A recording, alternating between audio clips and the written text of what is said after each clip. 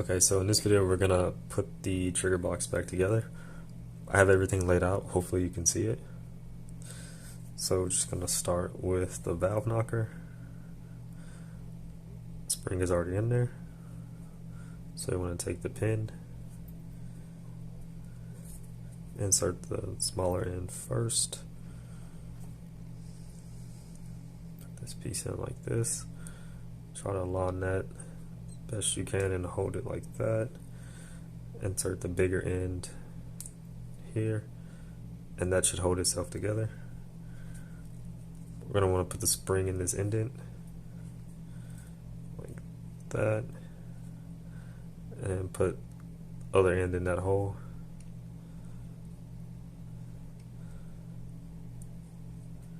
Okay, and try to hold that together as best you can.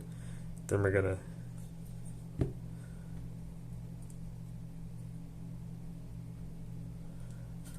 insert that pin, that hole. Try to keep that aligned best way possible.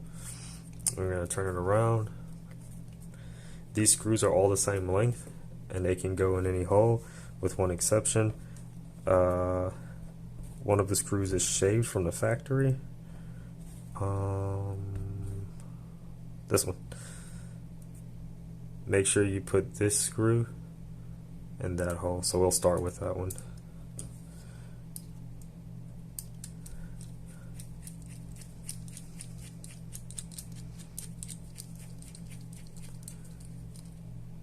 And it should stop just like that, the flat side up. We can do this one. I'm not tightening these down super tight, not right now. I want to get them all seated first, then we can torque it down.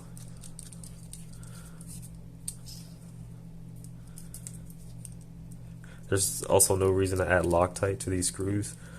While the trigger box is in the housing, they can't really go anywhere. They might be able to back out a little bit, but they won't disappear on you. Okay, so that functions like it's supposed to. So now we can insert the trigger. Make sure when you put this back together, this piece right here is resting on here like this, and make sure the trigger is seated above this pin. So let's go ahead and assemble the trigger. We just want to set this on here like this. Then we want to insert from the bottom like that. Work the, there we go. Now hold the trigger, insert the pin just enough to keep it seated. That's a little too far forward, so we'll pull it back like that. Now the trigger's held in place, and we could put the sear catch in. This is our sear catch. This detent is under spring pressure, so make sure when you're inserting the pin, you might have to add some force. So let's try to drop that in.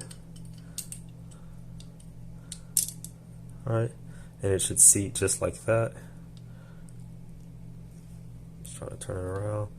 Make sure we're aligned and push that through. There we go. Okay. You don't need to hold this pin in. That detent puts enough pressure on the pin so it won't fall out. Let's make sure. Yeah, that works. Stops on that lever. Spring looks good. Okay. Now let's put our trip lever in. Trip lever's in. It just sits like that. It should sit on its own post like that.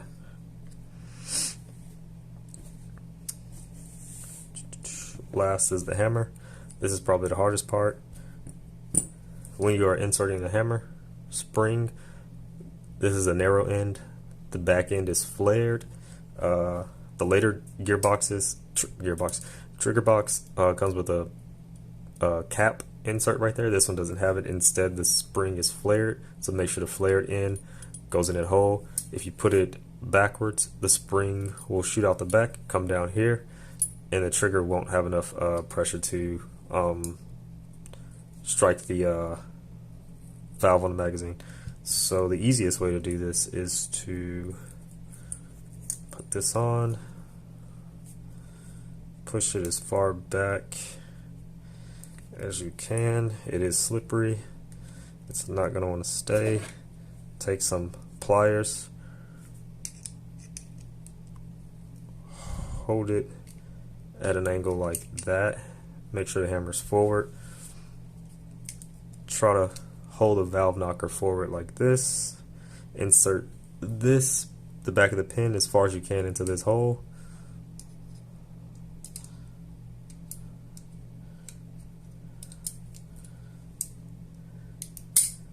like that, move it down. At this point you can release it,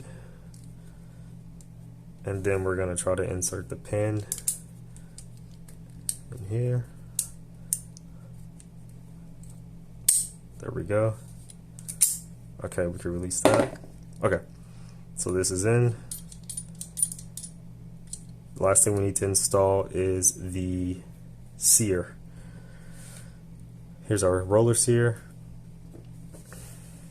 and all the pieces. This piece can go in last. I'll show you how that goes in. There's one thing we want to make sure we do when we install this. See this cutout right here? We want to make sure we install it like this. So the top side should be, oops, I have it backwards.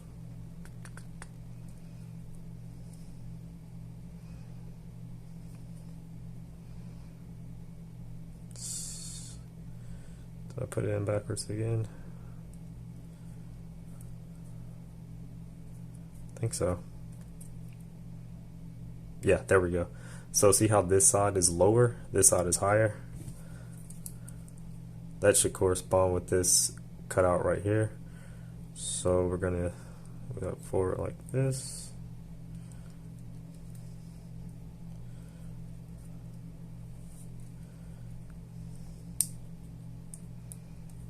There we go. It should sit like that. Okay. So now we're just going to slide this up and in.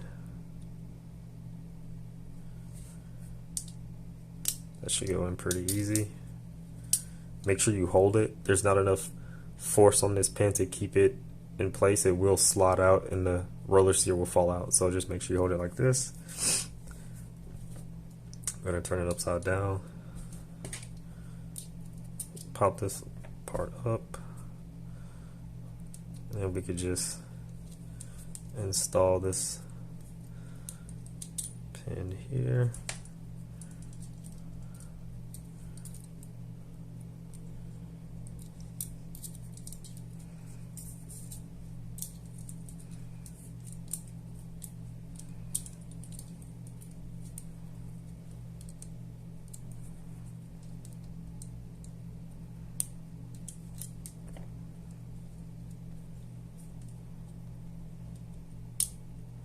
Okay, now that that's in, sorry about that, we can turn it over and we can install the fake ejector. So we'll start by putting the pin in this hole.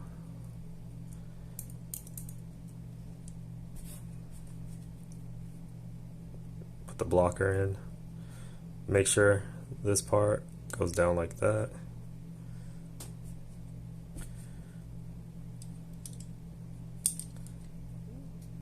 That part in like this, hold it down like that. There we go. when you insert this, make sure the roller, this little roller pin right here, is seated on your sear catch, and then you want to drop it in like that. Install the fire lever at 12 o'clock.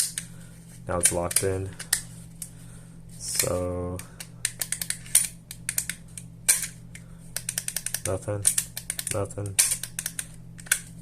fires, no fire, trip lever, fire. Let's do full auto. Okay, nothing, fires.